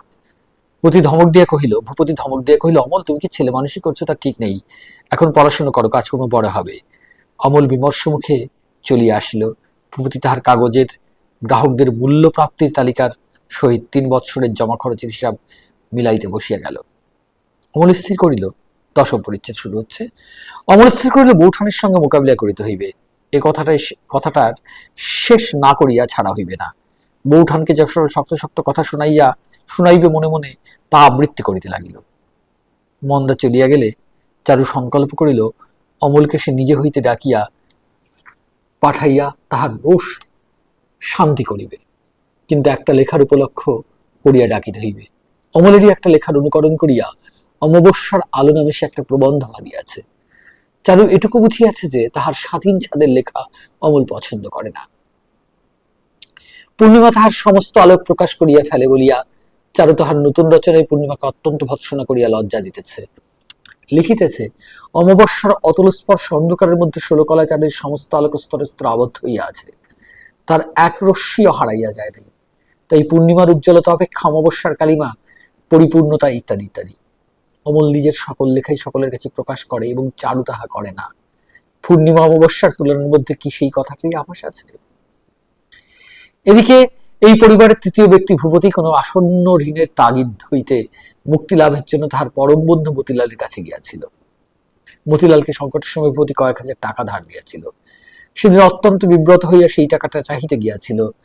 মতিলাল স্নানের পরে গা খুলিয়া পাখার হাওয়া লাগাইতেছিল এবং একটা কাঠের বাক্সের উপর কাগজ মিলিয়া অতি ছোট অক্ষরে সহস্র দুর্গা নাম লিখিতেছিল। ভূপতিকে দেখিয়া অত্যন্ত হৃদ্যতার স্বরে কহিল, এসো এসো, আজকাল তো তোমার দেখাই পাবার জো নেই। মতিলাল টাকার কথা শুনিয়া আকাশ পাতাল চিন্তা করিয়া কহিল, কোন টাকার কথা বলছো? এর মধ্যে তোমার কাছ থেকে কিছু নিয়েছি নাকি? ভূপতি সাল তারিখ স্মরণ করাইয়া দিলে মতিলাল কহিল, ও সেটা তো অনেকদিন হলো তামাদি হয়ে গেছে। ভূপতির চক্ষে তাহার চতুর্দিকের চেহারা সমস্ত যেন বদল হইয়া গেল। সংসারের যে অংশ হইতে মুখোশ খসিয়া পড়িল সেদিকটা দেখিয়া আতঙ্কে ভূপতির শরীর কণ্টকিত হইয়া উঠিল। হঠাৎ বন্যা আসিয়া পড়িল। ভীত ব্যক্তি যেখানে সকলের চেয়ে উচ্চ চূড়া দেখে সেইখানে যেমন ছুটিয়া যায়, সংশয়ক্রান্ত বহিঃসংসার হইতে ভূপতি তেমনি বেগে অন্তঃপুরে প্রবেশ করিল। মনে মনে কহিল, আর যাই হোক, চারু তো আমাকে বঞ্চনা করিবে না। চারু তখন খাটে বসিয়া কোলের উপর বালিশ এবং বালিশের উপর খাতা রাখিয়া ঝুঁকিয়া পড়িয়া এক মনে লিখিতেছিল। ভূপতি যখন নিতান্ত তাহার পাশে আসিয়া দাঁড়াইল তখনই তাহার চেতনা হইল। তাড়াতাড়ি তাহার খাতাটা পায়ের নিচে চাপিয়া বসিল। মনে যখন বেদনা থাকে তখন অল্প আঘাতেই গুরুতর ব্যথা বোধ হয়। চারু এমন অনাবশ্যক সত্বরতার সহিত তাহার লেখা গোপন করিল দেখিয়া ভূপতির মনে বাজিল। ভূপতি ধীরে ধীরে খাটের উপর চারুর পাশে বসিল। চারু তাহার রচনাস্রোতে অনপেক্ষিত বাধা পাইয়া এবং ভূপতির কাছে হঠাৎ খাতা ঢুকাইবার ব্যস্ততায় অপ্রতিভ হইয়া কোনো কথাই জোগাইয়া উঠিতে পারিল না। সেদিন ভূপতির নিজের কিছু দেবার বা করিবার ছিল না। সে রিক্ত হস্তে চারুর নিকট প্রার্থী হইয়া আসিয়াছিল। চারুর কাছ হইতে আশঙ্কাধর্মী ভালোবাসার একটা কোনো প্রশ্ন, একটা কিছু আদর পাইলেই তাহার ক্ষত যন্ত্রণায় ঔষধ পড়িত। কিন্তু হ্যাদে লক্ষ্মী হইল লক্ষ্মী ছাড়া এক মুহূর্তের প্রয়োজনে প্রীতি ভাণ্ডারের চাবি চারু যেন কোনোখানে খুঁজিয়া পাইল না। উভয়ের সুকঠিন মৌনে ঘরের নীরবতা অত্যন্ত নিবিড় হইয়া আসিল। খানিকক্ষণ নিতান্ত চুপচাপ থাকিয়া ভূপতি নিঃশ্বাস ফেলিয়া খাট ছাড়িয়া উঠিল এবং ধীরে ধীরে বাহিরে চলিয়া আসিল। সেই সময় অমল বিস্তর শক্ত শক্ত কথা মনের মধ্যে বোঝাই করিয়া লইয়া চারুর ঘরে দ্রুতপদে আসিয়াছিল। পথের মধ্যে অমল ভূপতির অত্যন্ত শুষ্ক বিবর্ণ মুখ দেখিয়া উদ্বিগ্ন হইয়া থামিল। জিজ্ঞাসা করিল, দাদা তোমার অসুখ করেছে? অমলের স্নিগ্ধ স্বর শুনিবা মাত্র হঠাৎ ভূপতির সমস্ত হৃদয় তাহার অশ্রুরাশি লইয়া বুকের মধ্যে ফুলিয়া উঠিল। কিছুক্ষণ কোনো কথা বাহির হইল না। সবলে আত্মসম্বরণ করে ভূপতি আদ্রস্বরে কহিল, কিছু হয়নি অমল। এবারে কাগজে তোমার কোনো লেখা বেরোচ্ছে কি? অমল শক্ত শক্ত কথা যাহা সঞ্চয় করিয়াছিল তাহা কোথায় গেল? তাড়াতাড়ি চারুর ঘরে আসিয়া জিজ্ঞাসা করিল, বৌঠান, দাদার কি হয়েছে বলো দেখি। চারু কহিল, কই তো, কিছু তো বুঝতে পারলুম না। অন্য কাগজে বোধহয় ওর কাগজকে গাল দিয়ে থাকবে। অমল মাথা নাড়িল। না ডাকিতেই অমল আসিল এবং সহজভাবে কথাবার্তা আরম্ভ করিয়া দিল দেখিয়া চারু অত্যন্ত আরাম পাইল। একেবারেই লেখার কথা পারিল। কহিল, আজ আমি অমাবস্যার আলো বলে একটা লেখা লিখেছিলাম, আর একটু হলেই তিনি সেটা দেখে ফেলেছিলেন। চারু নিশ্চয় স্থির করিয়াছিল তার নূতন লেখাটা দেখিবার জন্য অমল পিড়াপিড়ি করিবে। সেই অভিপ্রায়ে খাতাখানা একটু নাড়াচাড়াও করিল। কিন্তু অমল একেবারে তীব্র দৃষ্টিতে কিছুক্ষণ চারুর মুখের দিকে চাহিল। কি বুঝিল, কি ভাবিল কি জানি, চকিত হইয়া উঠিয়া পড়িল। পর্বত পথে চলিতে চলিতে হঠাৎ একসময় মেঘের কুয়াশা কাটিবা মাত্র পথিক যেন চমকিয়া দেখিল সে সহস্র হস্ত গভীর গহ্বরের মধ্যে পা বাড়াইতে যাইতেছিল। অমল কোনো কথা না বলিয়া একেবারে ঘর হইতে বাহির হইয়া গেল। চারু অমলের এই অভূতপূর্ব ব্যবহারের কোনো তাৎপর্য বুঝিতে পারিল না। 11 পরিচ্ছেদ। পরদিন ভূপতি আবার অসময়ে শয়ন ঘরে আসিয়া চারুকে ডাকাইয়া আনাইল। কহিল, চারু, অমলের বেশ একটা ভালো বিবাহের প্রস্তাব এসেছে। চারু অন্যমনস্ক ছিল। কহিল, ভালো? কি এসেছে? ভূপতি, বিয়ের সম্বন্ধ। চারু, কেন, আমাকে কি পছন্দ হলো না? ভূপতি উচ্চস্বরে হাসিয়া উঠিল। বলিল, তোমাকে পছন্দ হলো কিনা সে কথা অমলকে জিজ্ঞাসা করা হয়নি। যদিই বা হয়ে থাকে, আমার তো একটা ছোটখাটো দাবি আছে, সে আমি ফস করে ছাড়ছি না। চারু, আহ, কি বকছো তা ঠিক নেই। তুমি যে বলবে তোমার বিয়ের সম্বন্ধ এসেছে, তুমি যে বললে তোমার বিয়ের সম্বন্ধ এসেছে। চারুর মুখ লাল হইয়া উঠিল। ভূপতি, হ্যাঁ, তাহলে কি ছুটে তোমাকে খবর দিতে আসতুম? বকশিস পাবার তো আশা ছিল না। চারু, অমলের সম্বন্ধে এসেছে, বেশ তো, তাহলে আর দেরি কেন? ভূপতি, বর্ধমানের উকিল রঘুনাথবাবু তার মেয়ের সঙ্গে বিবাহ দিয়ে অমলকে বিলেত পাঠাতে চান। চারু বিস্মিত হইয়া জিজ্ঞাসা করল, বিলেত? ভূপতি, হ্যাঁ, বিলেত। চারু, অমল বিলেতে যাবে, বেশ মজা তো, বেশ হয়েছে, ভালোই হয়েছে, তা তুমি তাকে একবার বলে দেখো। ভূপতি, আমি বলবার আগে তুমি তাকে একবার ডেকে বুঝিয়ে বললে ভালো হয় না? চারু, আমি 3000 বার বলেছি, সে আমার কথা রাখে না, আমি তাকে বলতে পারবো না, আমি তাকে বলতে পারবো না। ভূপতি, তোমার কি মনে হয় সে করবে না? চারু, আরো তো অনেকবার চেষ্টা দেখা গেছে, কোনো মতে তো রাজি হয়নি। ভূপতি, কিন্তু কিন্তু এবারকার প্রস্তাবটা তার পক্ষে ছাড়া উচিত হবে না। আমার অনেক দেনা হয়ে গেছে, অমলকে তো আমি আর সেরকম করে আশ্রয় দিতে পারবো না। ভূপতি অমলকে ডাকিয়ে পাঠাইল। অমল আসিলে তাকে বলিল, বর্তমানের উকিল রঘুনাথ বাবুর মেয়ের সঙ্গে তোমার বিয়ের প্রস্তাব এসেছে, তার ইচ্ছে বিবাহ দিয়ে তোমাকে বিলেতে পাঠিয়ে দেবেন, তোমার কি মত? অমল কহিল, তোমার যদি অনুমতি থাকে, আমার এতে কোনো অমত নেই। অমলের কথা শুনিয়া উভয় আশ্চর্য হইয়া গেল। সে যে বলিবা মাত্র রাজি হইবে, এ কথা কেহ মনে করে নাই। চারু তীব্র স্বরে ঠাট্টা করিয়া কহিল, দাদার অনুমতি থাকিলেই উনি মত দেবেন, কি আমার কথায় কি আমার কথার বাধ্য ছোট ভাই? দাদার পরে ভক্তি এতদিন কোথায় ছিল ঠাকুরপো? অমল উত্তর না দিয়া একটুখানি হাসিবার চেষ্টা করিল। অমলের নিরুত্তরে চারু যেন তাহাকে চেতাইয়া তুলিবার জন্য দ্বিগুণতর ঝাঁজের সঙ্গে বলিল, তার চেয়ে বলো না কেন, নিজের ইচ্ছে গেছে? এতদিন ভান করে থাকবার কি দরকার ছিল? যে বিয়ে করতে চাও না? পেটে খিদে মুখে লাজ। প্রতি উপহাস করিয়া কহিল, অমল, তোমার খাতিরেই এতদিন খিদে চেপে রেখেছিল, পাছে ভাজের কথা শুনে তোমার হিংসে হয়। চারু এই কথায় লাল হইয়া উঠিল, কোলাহল করিয়া বলিতে লাগিল, হিংসে? তা বই কি, কখনো আমার হিংসা হয় না, ওরকম করে বলা তোমার ভারী অন্যায়। প্রতি, ওই দেখো, নিজের স্ত্রীকে ঠাট্টাও করতে পারবো না। চারু, না, ওরকম ঠাট্টা আমার ভালো লাগে না। বুঝে, আচ্ছা, গুরুতর অপরাধ করেছি, মাফ করো। যা হোক, বিয়ের প্রস্তাবটা তাহলে স্থির? অমল কহিল, হ্যাঁ। চারু, মেয়েটি ভালো কি মন্দ তাও বুঝি একবার দেখতে যাবারও তর সইল না। তোমার যে এমন দশা হয়ে এসেছে, তা তো একটু আভাসেও প্রকাশ করনি। ভূপতি, অমল মেয়ে দেখতে চাও তো তার বন্দোবস্ত করি, খবর নিয়েছে মেয়েটি সুন্দরী। অমল, না দেখবার দরকার দেখি নেয়। চারু, ওর কথা শোনো কেন, সে কি হয় কনে না দেখে বিয়ে হবে? ও না দেখতে চায় তো আমরা দেখে নেব। অমল, না দাদা, ওই নিয়ে মিথ্যে দেরি করবার দরকার দেখি নেয়। চারু, কাজ নেই বাপু, দেরি হলে বুক ফেটে যাবে, তুমি টোপর মাথায় দিয়ে এখনই বেরিয়ে পড়ো। কি জানি তোমার 7 রাজার ধন মানিকটিকে যদি আর কেউ কেড়ে নিয়ে যায়। অমলকে চারু কোনো ঠাট্টাতেই কিছুমাত্র বিচলিত করিতে পারিল না। চারু, বিলেত পালাবার জন্য তোমার মনটা বুঝি দৌড়চ্ছে? কেন, এখানে আমরা তোমাকে মারছিলাম না ধরছিলাম? হ্যাটকোট পরে সাহেব না সাজলে এখানকার ছেলেদের মন ওঠে না। ঠাকুরপো বিলেত থেকে ফিরে এসে আমাদের মতো কালা আদমিদের চিনতে পারবে তো? অমল কহিল, তাহলে আর বিলেত যাওয়া কি করতে? প্রতি হাসিয়া কহিল, কালো রূপ ভোলাবার জন্যই তো 7 সমুদ্রে পেরোনো।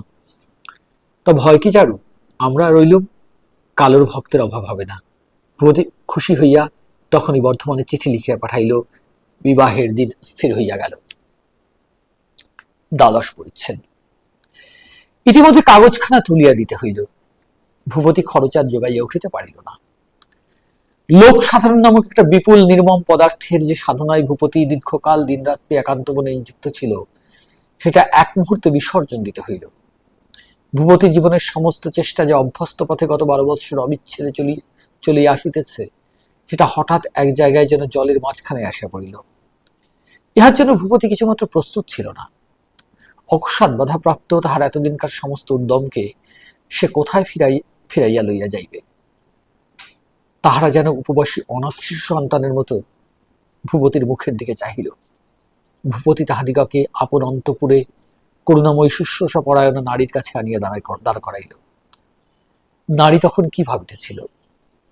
সে মনে মনে ভাবিতেছিল, এ কি আশ্চর্য, অমলের বিবাহ হইবে সে তো খুব ভালোই, কিন্তু এতকাল পরে আমাদের ছাড়িয়া পরের ঘরে বিবাহ করিয়া বিলাত চলিয়া যাইবে, ইহাতে তাহার মনে একবারও একটুখানির জন্য দ্বিধাও জন্মিল না। এতদিন ধরিয়া তাহাকে যে আমরা এত যত্ন করিয়া রাখিলাম, আর যেমনি বিদায় লইবার একটুখানি ফাঁক পাইল, অমনি কোমর বাঁধিয়া প্রস্তুত হইল, যেন এতদিন সুযোগের অপেক্ষা করিতেছিল। অথচ মুখে কতই মিষ্ট, কতই ভালোবাসা, মানুষকে চিনিবার জো নাই। কে জানিত, যে লোক এত লিখিতে পারে তাহার হৃদয় কিছু মাত্র নাই। নিজের হৃদয় প্রাচুর্যের সহিত তুলনা করিয়া চারু অমলের শূন্য হৃদয়কে অত্যন্ত অবজ্ঞা করিতে অনেক চেষ্টা করিল, কিন্তু পারিল না। ভিতরে ভিতরে নিয়ত একটা বেদনার উদ্বেগ তপ্ত ফুলের মতো তাহার অভিমানকে ঠেলিয়া ঠেলিয়া তুলিতে লাগিল। অমল আজ বাদে কাল চলিয়া যাইবে, তবু এ কয়দিন তাহার দেখা নাই। আমাদের মধ্যে যে পরস্পর একটা মনান্তর হইয়াছে, সেটা মিটাইয়া লইবার আর অবসর হইল না। চারু প্রতিক্ষণে মনে করে, অমল আপনি আসিবে, তাহাদের এতদিনকার খেলাধুলা এমনি করিয়া ভাঙিবে না। কিন্তু অমল আর আসেই না। অবশেষে যখন যাত্রার দিন অত্যন্ত নিকটবর্তী হইয়া আসিল, তখন চারু নিজেই অমলকে ডাকিয়া পাঠাইল। অমল বলিল, আরেকটু পরে যাচ্ছি। চারু তাহাদের সেই বারান্দার চৌকিটিতে গিয়া বসিল। সকালবেলা হইতে ঘন মেঘ করিয়া গুমোট হইয়া আছে। চারু তাহার খোলা চুল এলো করিয়া মাথায় জড়াইয়া একটা হাত পাখা লইয়া ক্লান্ত দেহে অল্প অল্প বাতাস করিতে লাগিল। অত্যন্ত দেরি হইল। ক্রমে তাহার হাত পাখা আর চলিল না। রাগ দুঃখ অধৈর্য তাহার বুকের ভিতর ফুটিয়া উঠিল। মনে মনে বলিল, নাই আসিল অমল, তাতেই বাকি। কিন্তু তবু পদশব্দ মাত্রই তাহার মন দ্বারের দিকে ছুটিয়া যাইতে লাগিল।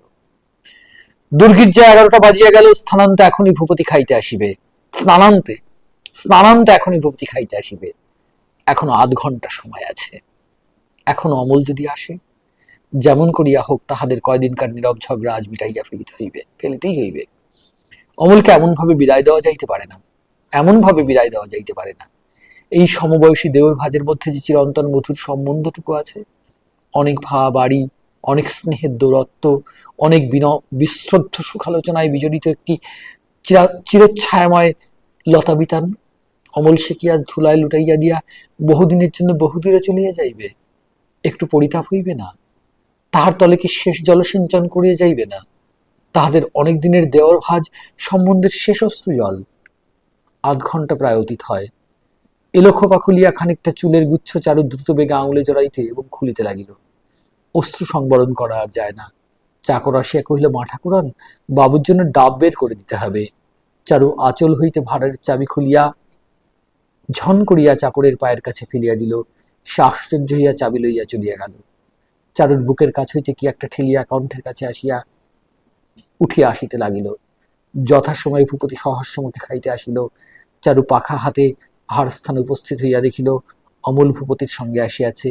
চারু তাহার মুখের দিকে চাহিল না। অমল জিজ্ঞেস করিল, বৌঠান আমাকে ডাকছ? চারু কহিল, না, এখন আর দরকার নেই। অমল, তাহলে আমি যাই, আমার আবার অনেক গোছাবার আছে। চারু তখন দীপ্ত চক্ষে একবার অমলের মুখের দিকে চাহিয়া কহিল, যাও। অমল চারুর মুখের দিকে একবার চাহিয়া চলিয়া গেল। আহারান্তে ভূপতি কিছুক্ষণ চারুর কাছে বসিয়া থাকে।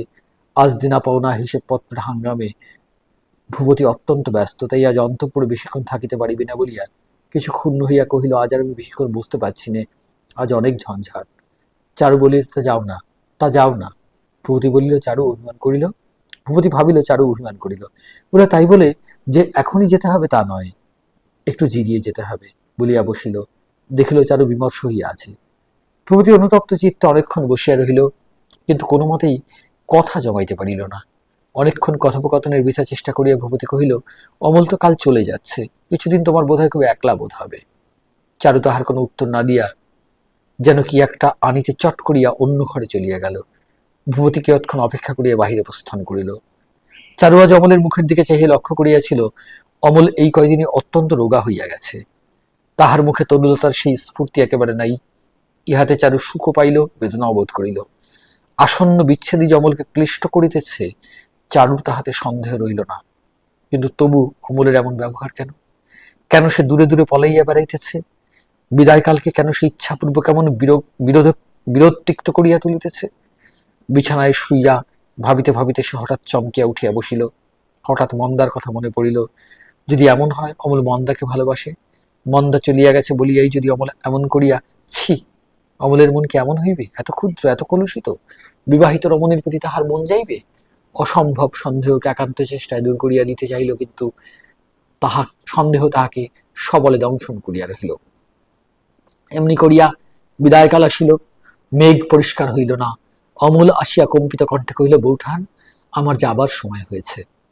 তুমি এখন থেকে দাদাকে দেখো, তার বড় সংকটের অবস্থা, তুমি ছাড়া তারা সান্ত্বনার কোনো পথ নেই। অমল ভূপতির বিষণ্ণ ম্লান ভাব দেখিয়া সন্ধান দ্বারা তাহার দুর্গতির কথা জানিতে পারিয়াছিল।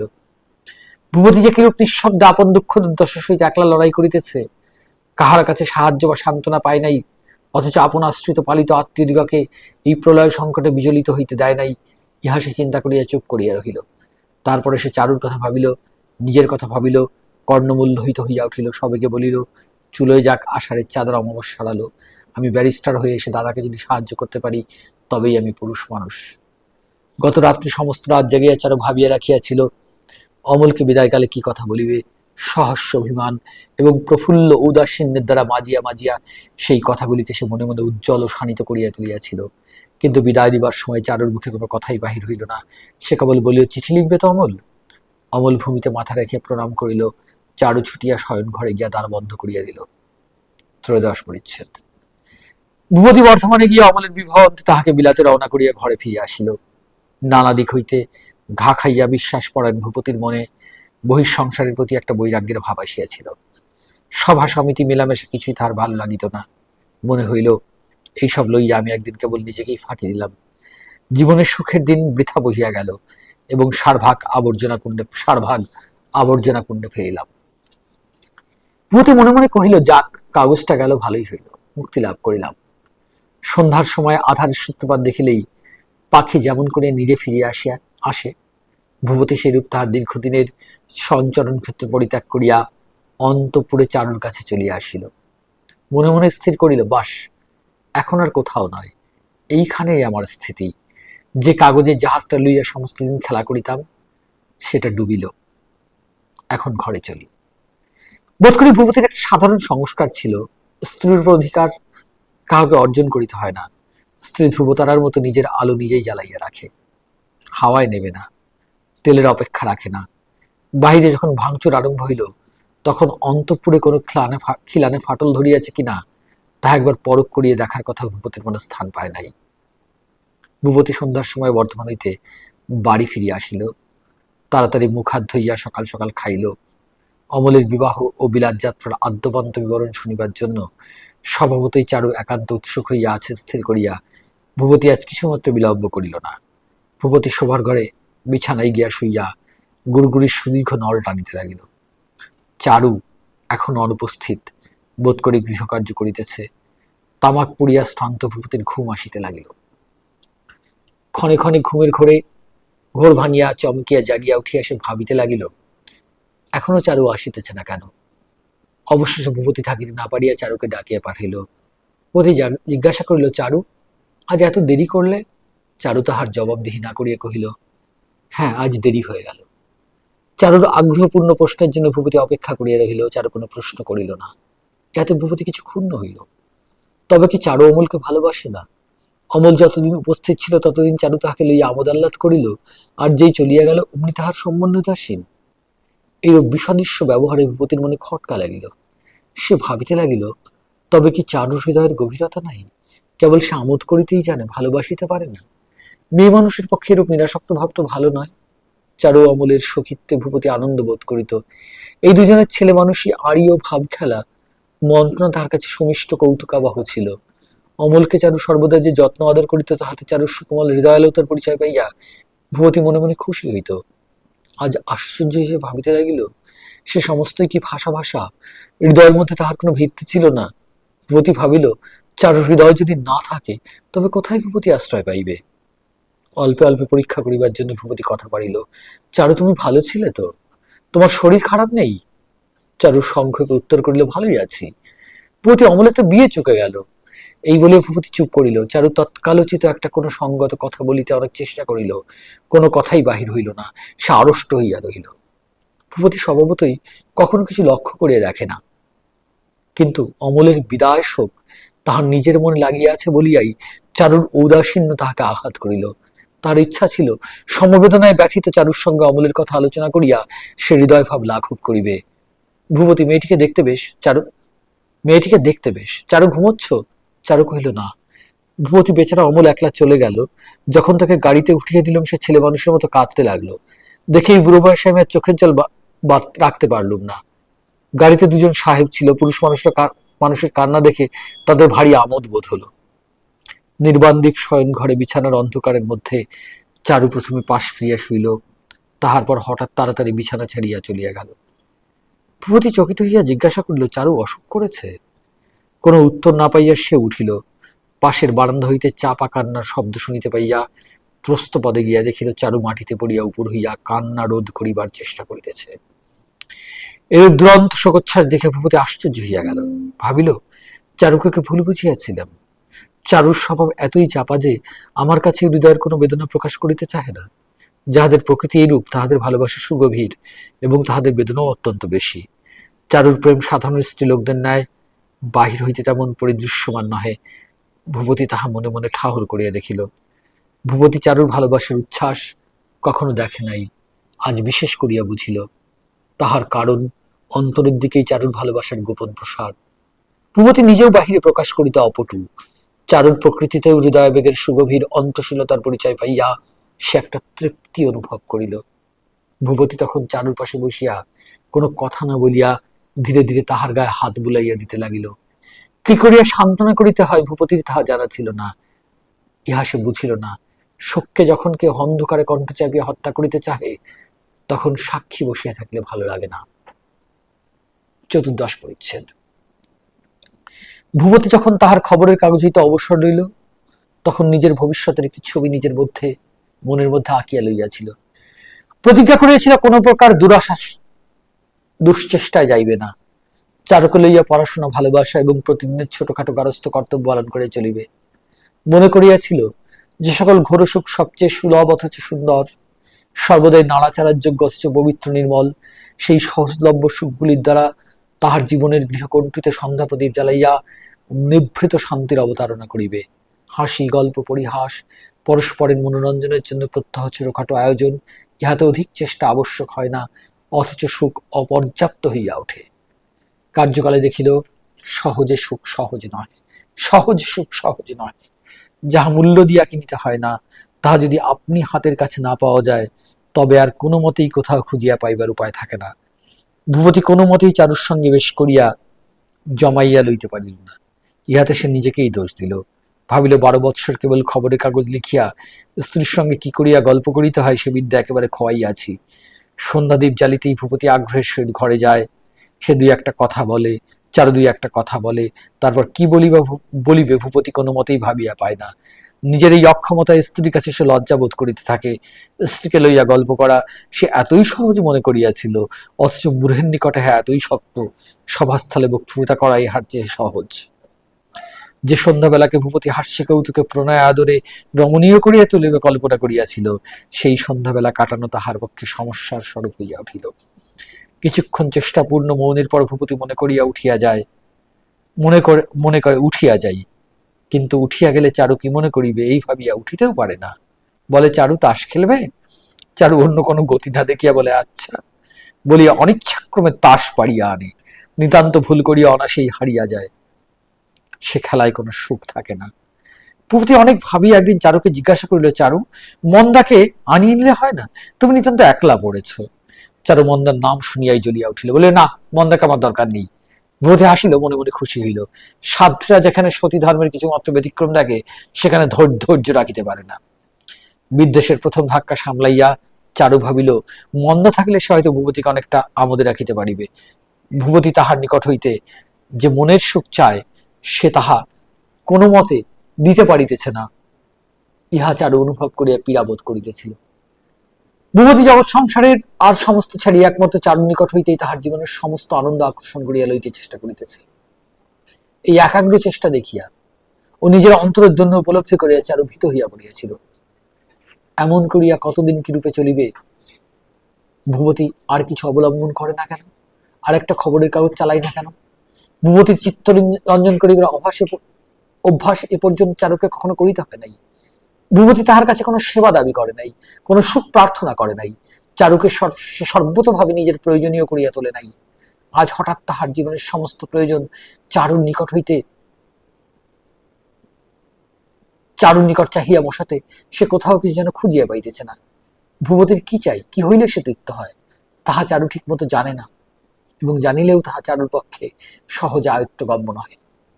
ভূপতি যদি অল্প অল্প অগ্রসর হইয়া, তবে চারুর পক্ষে হয়তো এত কঠিন হইত না। অল্প অল্প অগ্রসর হইত, তবে চারুর পক্ষে এত কঠিন হইত না। কিন্তু হঠাৎ একমাত্র দেউলিয়া হইয়া রিক্ত ভিক্ষাপাত্র পাতিয়া বসিয়া সে যেন বিব্রত হইতেছে, যেন বিব্রত হইয়াছে। চারু কহিল, আচ্ছা, মন্দাকে আনিয়ে নাও, সে থাকলে তোমার দেখাশোনার অনেক সুবিধা হতে পারে। ভূপতি হাসিয়া কহিল, আমার দেখাশোনা কিছু দরকার নেই। ভূপতি ক্ষুণ্ণ হইয়া ভাবিল, আমি বড় নিরস লোক, চারুকে কিছুতেই আমি সুখী করিতে পারিতেছি না। এই ভাবিয়া সে সাহিত্য লইয়া পড়িল। বন্ধুরা কখনো বাড়িতে আসিলে বিস্মিত হইয়া দেখিত ভূপতি টেনিসন, বাইরন, বঙ্কিমের গল্প এই সমস্ত লইয়া আছে। ভূপতির এই অকাল কাব্যানুরাগ দেখিয়া বন্ধু বান্ধবীরা অত্যন্ত ঠাট্টা বিদ্রুপ করিতে লাগিল। ভূপতি হাসিয়া কহিল, ভাই, বাঁশের ফুলও ধরে, কিন্তু কখন ধরে তার ঠিক নেই। একদিন সন্ধ্যাবেলায় শোবার ঘরে বড় বাতি জ্বালাইয়া ভূপতি প্রথমে লজ্জায় একটু ইতস্তত করিল, পরে কহিল, একটা কিছু পড়ে শোনাবো? চারু কহিল, শোনাও না। ভূপতি, কি শোনাবো? চারু, তোমার যা ইচ্ছা। ভূপতি চারুর অধিক আগ্রহ না দেখে একটু দমিল, তবু সাহস করিয়া কহিল, টেনিসন থেকে একটু কিছু তর্জমা করে তোমাকে শোনাই। চারু কহিল, শোনাও। সমস্তই মাটি হইল। সংকোচনের উৎসাহে ভূপতির পড়া বাঁধিয়া যাইতে লাগিল। ঠিকমতো বাংলা প্রতিশব্দ জোগাইল না। চারুর শূন্য দৃষ্টি দেখিয়া বোঝা গেল সে মন দিতেছে না। সেই দীপালোকিত ছোট ঘরটি, সেই সন্ধ্যা বেলাকার নিভৃত অবকাশটুকু তেমনি করিয়া ভরিয়া উঠিল না। ভূপতি আরো দুই একবার এই ভ্রম করিয়া অবশেষে স্ত্রীর সহিত সাহিত্য চর্চার চেষ্টা পরিত্যাগ করিল। আমরা আজকে চতুর্থ পরিচ্ছেদ থেকে এই চতুর্দশ পরিচ্ছেদ পর্যন্ত পড়ে এলাম, এবং যেখানে এই তিনজন, চারু, ভূপতি এবং অমল, তার মাঝখানে চারুর সুখের নীর নষ্ট হবার যে ইন্ধন অমল, সে তো চলে গেল বাস্তবত। আসলে মানুষের মন, তার যে চলাচল, তার যে ভাবনা, তার যে বিস্ময়, এবং বাস্তবে যে আমরা সেই মনেরই অনুসারী, সেটা এই গল্পে আছে। যাই হোক, ভেবেছিলাম আজকে গল্পটা শেষ করে ফেলবো, কিন্তু সত্যিই খুব অনেক বড় গল্প, যার ফলে আমরা এই আর 5টি পরিচ্ছেদ আজকে রেখে দিচ্ছি, আর একদিন শেষ করব। আমাদের 4টি ভাগে ভাগ হয়ে এই গল্প পাঠ শেষ হবে। অসাধারণ। রবীন্দ্রনাথ সেই সময় এত কাল আগে লেখা এই গল্প, সম্ভবত 1901 যদি আমরা বিচার করি, তাহলে এই 1308 বঙ্গাব্দ, তার মানে 1901 খ্রিস্টাব্দের লেখা এই গল্প। 125 বছর আগে কলকাতা শহরের শিক্ষিত নরনারীর মনের কথা কি চমৎকার রবীন্দ্রনাথ ফুটিয়ে তুলেছেন। আজ এই পর্যন্তই থাক, আমাদের ব্যাটারির চার্জ বোধহয় শেষ। ঠিক আছে, আমরা পরের দিন আবার পড়বো, আর 5টি পরিচ্ছেদ একদিনে শেষ হবে আশা করি।